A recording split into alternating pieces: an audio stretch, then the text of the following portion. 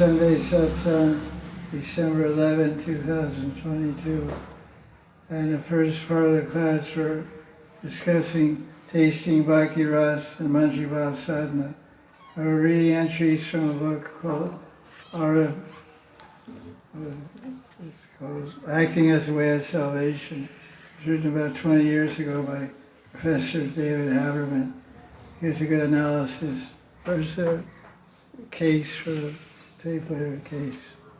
Oh, the case of the play. It's down.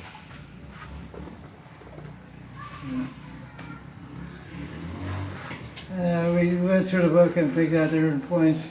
We're going to read those ideas he has to deeper understanding of whole Bhakti Ras and Tattva. And then after this, we'll discuss Kunjri Hari Goswami, Kunjri Hari Babaji Maharaj's Manjari Nirupan, which is a great analysis combining Ujjvala Nilamani and Bhakti Rasa Sindhu and his own realizations and examples. And it's published by Anantas Babaji. It's a must, but it's nice to go through it together and I'll try to understand what's being said there. So, as I mentioned, I'll just read different points. The Rupa Goswami, he devised a method by which a bhakta could ultimately enter the meaningful world of Krishna Lila. And the method is Raga Bhakti Sadhana. And because this book is trying to show that drama, because Krishna's Lila is like a drama, and we have a part to play in that drama as Manjaris. It's not a part of a play, it's our Nitya Seva and Nitya Lila. But this book is set up that way, comparing Nitya Lila to like a play. Because Lila means play. So like all forms of yoga sadhana, bhakti sadhana includes contemplation, meditation, hard work, discipline, and voluntary technical training, plus love, devotion, and faith. That's the difference of our bhakti yoga versus Gyan yoga or karma yoga or other mystic yoga. Theirs is based on intelligence and contemplation, meditation, sadhana, but ours is based on faith, devotion, and kripa ultimately. And he makes a point that smarana or smriti is emphasized over and again, even in the Bhagavad Gita. In chapter 8, verse 14, he cites a verse, Krishna saying, Arjuna, I'm easily obtained by a sadhaka who constantly remembers me and thinks of nothing else. So the author is trying to make a point that Smaran, which is the main limb of Raga Bhakti, is the main limb of Bhakti when described by Krishna himself in Gita. So many verses are there, 8th chapter especially. Because 8th chapter is called Attaining the Supreme. Sometimes 8th chapter of Gita is called the Death chapter. It says, for example, 8.6 of the Gita. Yam yam vapi smaran Bhava Tyaja Jati Kalera tam tamevaipi kaunteya sada tadbhava bhavitaha. Sada Tadbhava Bhavita. Sada Tadbhava. That bhav that you're always cultivating, always meditating on, that you'll attain, that condition you'll attain. So this verse, 8.6 Gita, is talking about the time of death.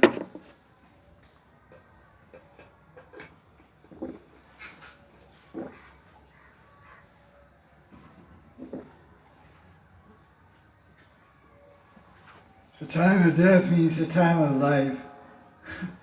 What is death? Death means no more bhajan in this body, but bhajan goes on. So it's not some future time, it's now time. So what we're supposed to do at the time of death, we're supposed to do every day. Nitya Smaran. Astakali Lila Smaran. So he makes a point that contemplation or concentration and meditation is told throughout the Gita. Bhakti sadhana, which is in essence is a specific meditative technique that utilizes emotions and involves concentration and visualization of Radha and Krishna. So our meditation, we have to concentrate. That's why we're told to do meditation early in the morning or late at night. From 9 to 12 at night is a very good time to meditate. And from 3 o'clock in the morning till 7 a.m. is a very good time to meditate. So if you're a night owl, you don't like to get up early, okay, that's your thing. Get up whenever you get up, but stay up late. Stay up late, but meditate between 9 and 12. It's a very, very good time to meditate. Because some people, they don't like to get up early it's too cold or whatever. You get up at 11 a.m. and take a bath at 12. Whatever, it doesn't matter. But if every day you do 3 hours of good meditation, you'll get success for sure. You should do as many as possible, but if you do 3 hours of concentrated meditation, you'll get tremendous success in Bhakti Bhajan. So I advise, and my Guru advised also, if you can't get up early and meditate between 3 and 7, then meditate between 9 and 12.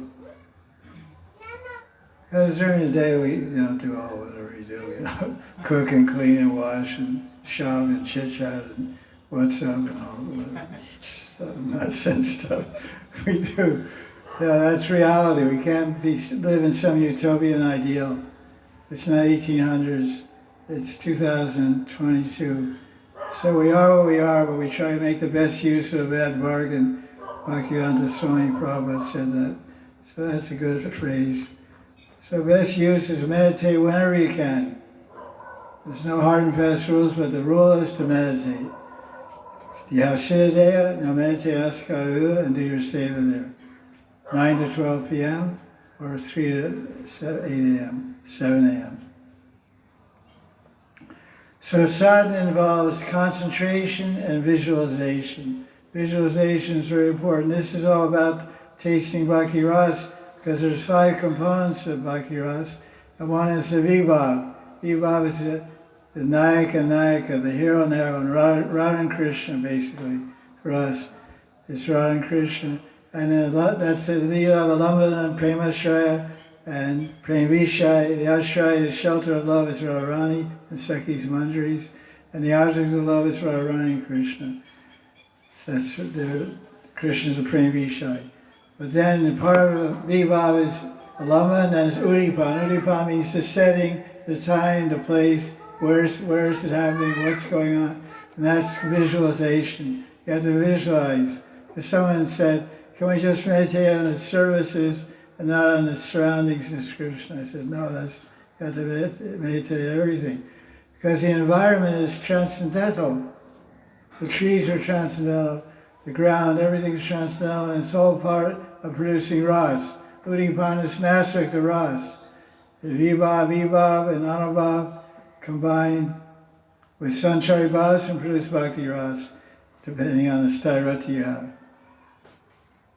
So Rupa Goswami, he defines Bhakti and Bhakti Rasmita Sindhu in the Mangala Charan, chapter, first wave, first chapter, verse 11. Anyavilashita Shunyam, Jnana Karma Dhanaritam, Anukulyena Krishna Anushilanam Bhakti Uchate. This key word is Anushilanam.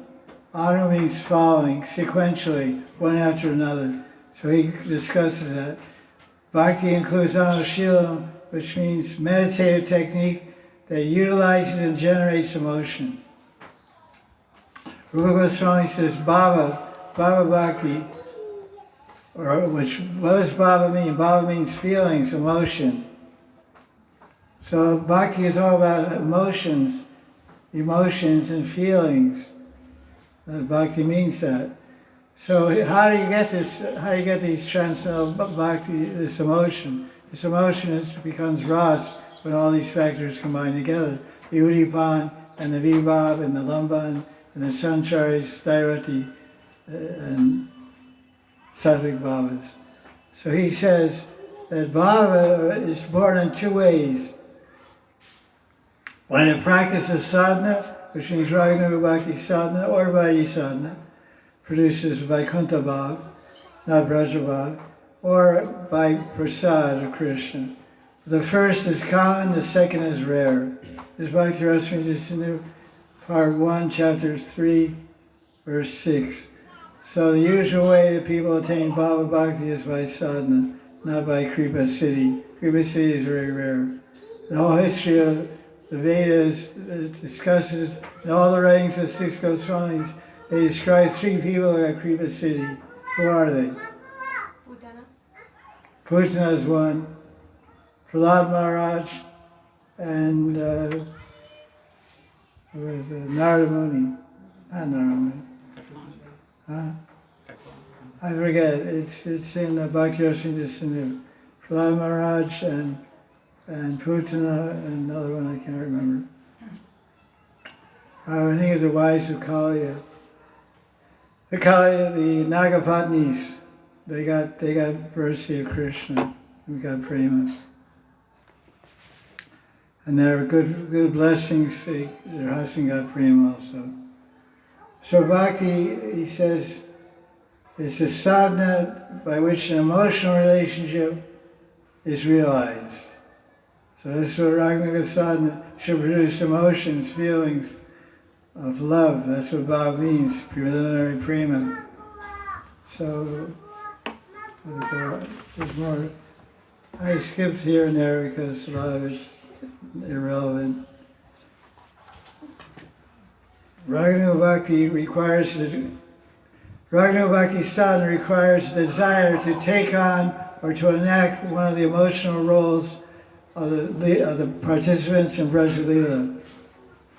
So, in other words, throughout the books of Anantas Babaji Maharaj and Manjari through Nirupan, it describes we have to become Tulsi Manjari, but we don't become Tulsi Manjari, we have to become Tulsi Manjari like Raghunath Das. Identify so fully with her emotions and her bhavas. That's what Bhav Taratmya means. You one with her feelings. How's that done? It's done by repeatedly reading the Leelas and Sevas that are described in their books like Tulsi Manjari, Govinda Leelamrita and others. He says, Raga Bhakti sadhana makes entrance into Braja Leela possible by transformation of identity, which is accomplished by assuming one of the exemplary emotional roles displayed by the original characters of Braj. This is a verse from Bhakti Ras, Brajaloka Sarita. We have to follow Brajaloka, resident of Vrindavan, like Raghunath Das Goswami, Rupa Goswami, means Rupa Manjari, Rupa Goswami. So the distinguishing quality of Raga Bhakti or Vaidhi Bhakti is transformation of one's identity. Because a Vaidhi sadhaka, he's Krishnadas or Krishnadasi from day one to the last day he dies. But a Raga Bhakta starts off as so-and-so das or so-and-so dasi, and they end up as a Manjari. They start off as a 50-year-old dead person doing bhakti, and they end up as a 12-year-old girl. Beautiful golden Siddhaya and long black beanie and beautiful blue dress and nice personality and fun seva and full of bliss and joy. So we have to transform our identity. It's absolutely necessary to enter Radha Krishna Leela and serve them. Raga Bhakti sadhana is the quickest means of identity transformation and to take one to Braja Prem. In Raga Bhakti sadhana, one's identity is transformed into one's own eternal spiritual form, which is done by assuming the mood and bhavas of one of Radharani's eternal Sakhis like Tulsi Manjari, Rupa Manjari. This is, of course, a repetition for many devotees here, but many devotees are new, so these ideas, we hear them, we can understand what the task is at hand, what we have to do. We have to become like Tulsi Manjari. You have your individual Manjari name, individual Sarup and Seva, but your bhava should be the same. You have Siddhadeya now, you have Siddhadeya given to you by Guru Kripa. So, but what about Siddha Bhav? Bhav is necessary. Siddhadeya, the Shruti-chari rishis, they had Siddha Bhav but no Siddhadeya. They want to become gopis, and their story is described in 10th Canto Bhagavatam commentary of Vishnu Chakravarti Sartadarshini, quoting from Brahmanda Purana or some other Purana, describes the history of the Shruti Rishis, how they left Vaikuntha and did bhajan. Raga Bhajan developed Gopi Bhav and eventually took birth in Prakat Leela of Krishna and got a Gopi Siddhadeya, a Prakrita Deya. So they didn't have Siddhadeya, Siddhabhav. So we got a head start. We got Siddhadeya. We don't have Siddhabhav. So this is the problem. But the solution is in the books and in the mercy of the Guru. So we depend on Guru and the Purvacharyas of our line, Raghunath Das Goswami, Rupa Goswami, Sanatana Goswami, Jiva Goswami, etc., and their teachings. And their krivas in their books. Like Prabhupada would always say, everyone said, oh, Prabhupada, give me your mercy, give me my mercy. I said, I already gave you my mercy. Where? It's in my books. Read the books, the mercy's there. The people always ask me for mercy. I say, okay, come with me. I take them in the brown room. I say, there's 29 books here, take them all. You're free, you don't have to buy them. Take them all for read them. And come back and tell me you got my mercy. Read 29 books and come back in 5 years, 500 years, and tell me you got mercy. If you didn't, then sit down, I'll give you mercy, hand to mouth, straight away. I'll write a new book just for you.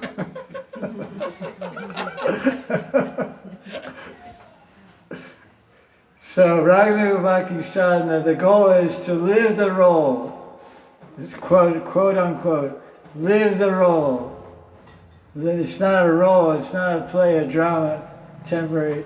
Live the reality. The role is real. The role is rolling on eternally. It's Nitya role. It's Nitya Lila. And so we have an eternal Srup. It's right, our Srup right now is there in Lila, moving from one pastime to the other, doing seva, waiting for us to get there. When are you coming? Our Siddhadeya is there and we're here. What's the separation here? Prabhupada said there's only time separating me from my 108 temples. Or he's sitting in New York on a bench in a park. He said, how many centers you have? 108 centers. He didn't have one, he rented a storefront. He didn't own one, he rented a storefront. He said, I have 108. Where are they? Well, in time, you'll see. So I have a Siddhadeya, it's beautiful. Can you see it? No, I can't see it. I can't either. It's on paper, I can show you on paper. So, but the reality of it maybe takes some time. But the idea is that in time. The only separating me from my Siddhadeya is time. And the time is getting less because I'm getting closer to death, but my experience is getting more also.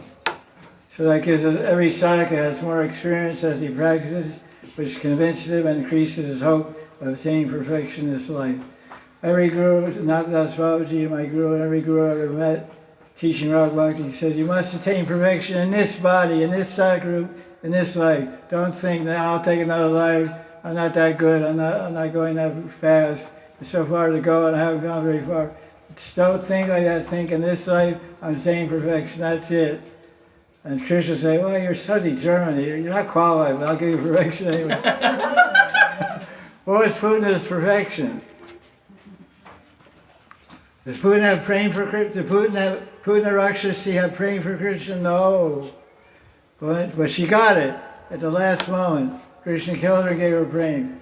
So, Muralika is a little better than Putana. A little, that's Muralika. He's a little better, not much. So she has a good chance of getting praying at the last moment. What about Narada Muni? Narada Muni's a kid. He was a little kid. He didn't do anything special. He didn't get Siddha. He just did Navaveda Bhakti. He chanted his Diksha mantra, Om Namo Bhagavate Vasudevaya. And one day he's just chanting. He was just a kid wandering around here and there. He was pretty detached. He's, no mother, no father. Fearless kid like a sannyasi. But he just, one day he saw Vishnu. He had Darshan Darshan. He said, wow. And he said, that's easy. Because he didn't do anything. He just, like we're chanting one day, get darshan without doing any effort.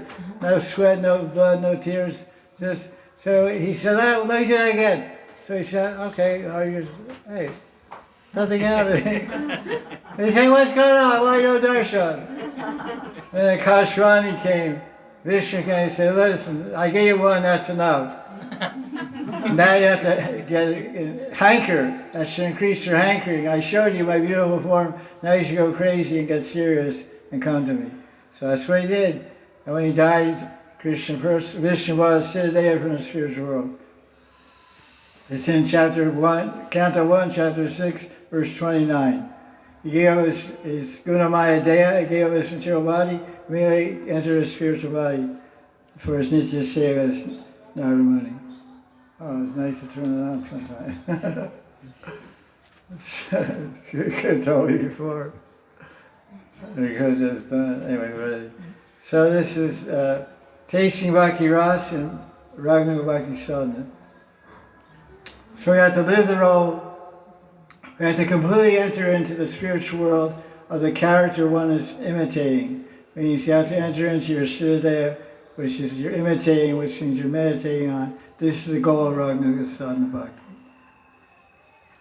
In Raga Sadhana Bhakti, to attain the goal, one should imitate one who has already attained that goal. So who has attained the goal? Raghunath Das Goswami. So Raghunath Das Babaji has given us Stavavali and Stavamala, or the books of the Bhavas and the Sevas, Rupa Manjari and Tulsi Manjari, for us to study and read with all its tikas and commentaries. And so that's there. Raghunath Das Babaji, when you read its commentaries, you can understand these are commentaries, but this is commentaries by someone who has seen what he's talking about, has realized what he's talking about. That's a strong impression anyone can get by reading his books. This is just not somebody commenting. This is someone commenting, writing his diary. The diary of the Bhava Bhakti experiences of Anandas are contained in his books. That's why they're so powerful. I gave a book to someone when godbrother of mine was practicing Bhakti Bhajan in a popular institution for 40 years, and he's doing okay. I gave him one book, Tulsi Manjari of Anandas.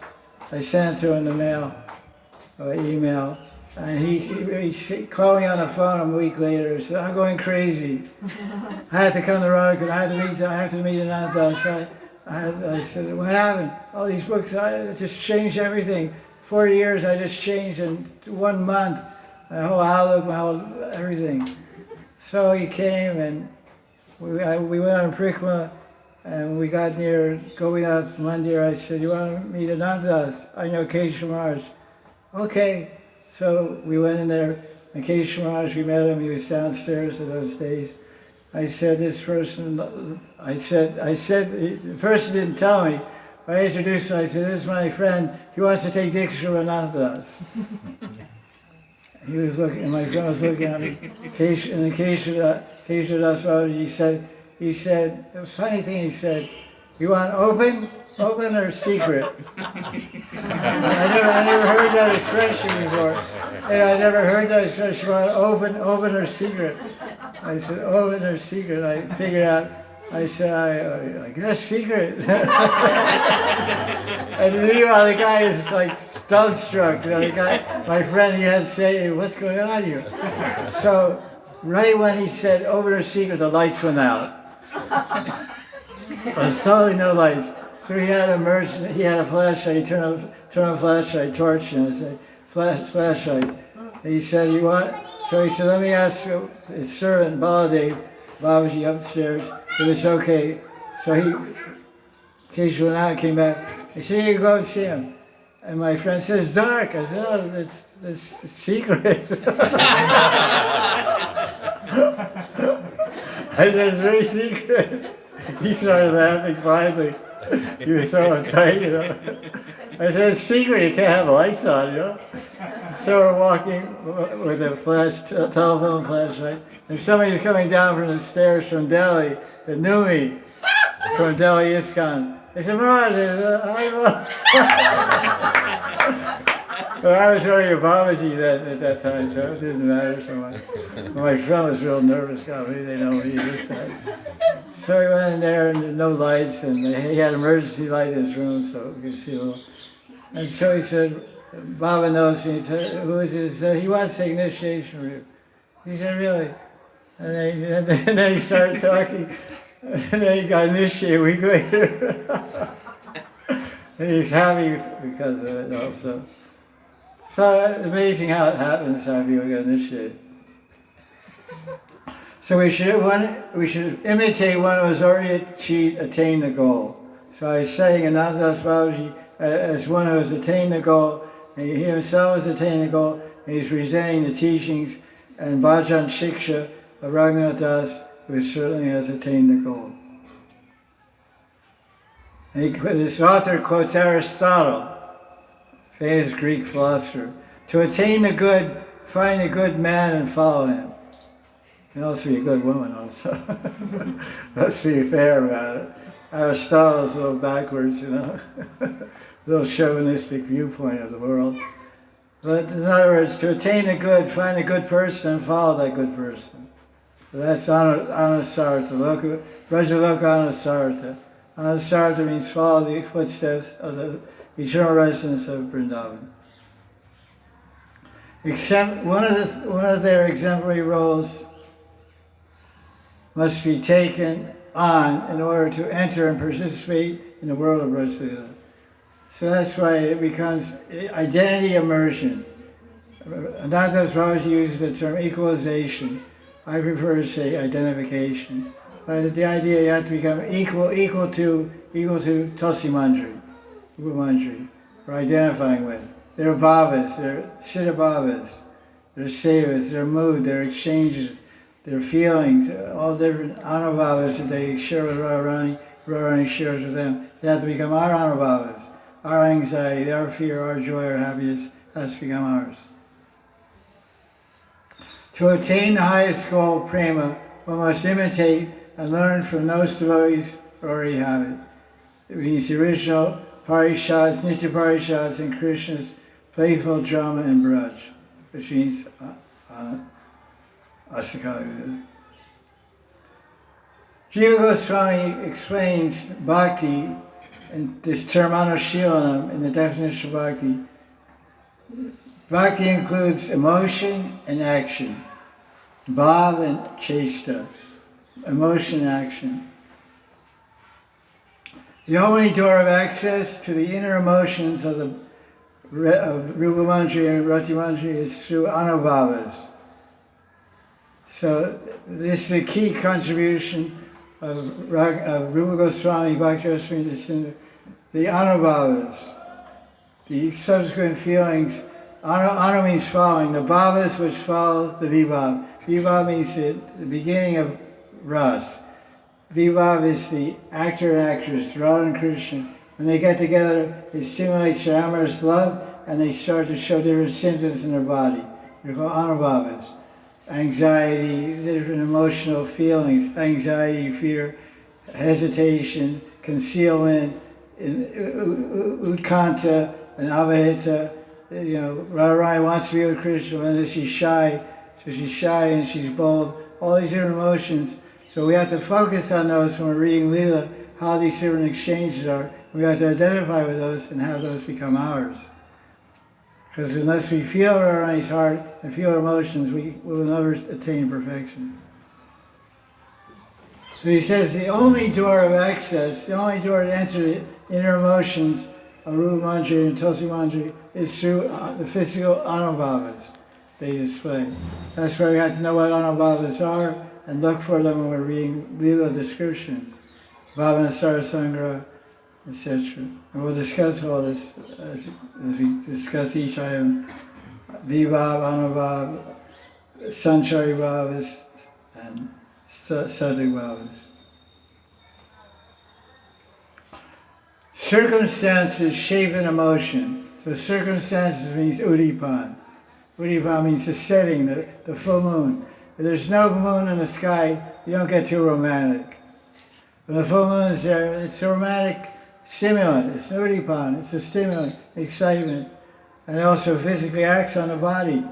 The tides become higher, the ocean tides become higher in the full moon, and the fluid in our brain kind of starts going up in our head.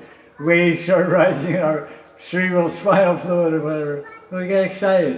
It's physical. Because the moon is very close to the earth and the strongest planet influencing human beings. The moon is the most powerful influence on human character and emotions. That's why everyone's wearing pearl rings. Pearl rings on their little finger, pinky finger or something like that. Keep a cool head or whatever. Take a bath in Veronica, you'll keep cool head. Especially in January. Mark, you get a frozen head. Your hair will set on end. Look like icicles. So we have to surround ourselves with the vibhavas of the emotional role of the Brajaloka. So the vibhavas are very important. Which means the udipans. Vibhavas are on Krishna and the Manjaris. We're surrounded with them all the time. We're always moving in their sangha, anugatya of them. Raga Bhakti is that method of devotion which imitates the Ragatmika Bhakti clearly manifest in the Brijvasis. The Brijvasis are the exemplary models.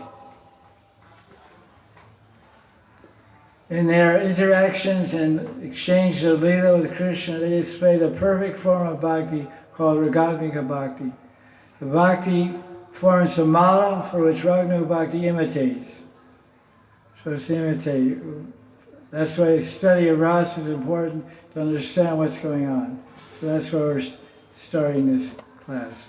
So we'll continue and we'll go through all different books to understand Rasa Tattva more properly.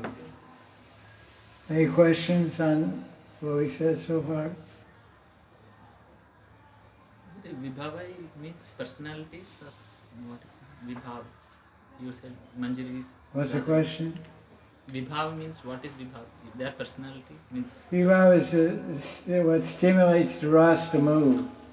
There's no man, there's no woman, there's no action. No, the stimulating factor is the Vibhav. Vishesh Bhav, the initial feeling. There's the initial feeling. In other words, there's a permanent loving mood towards Radha and Krishna. Amorous love. Amorous love.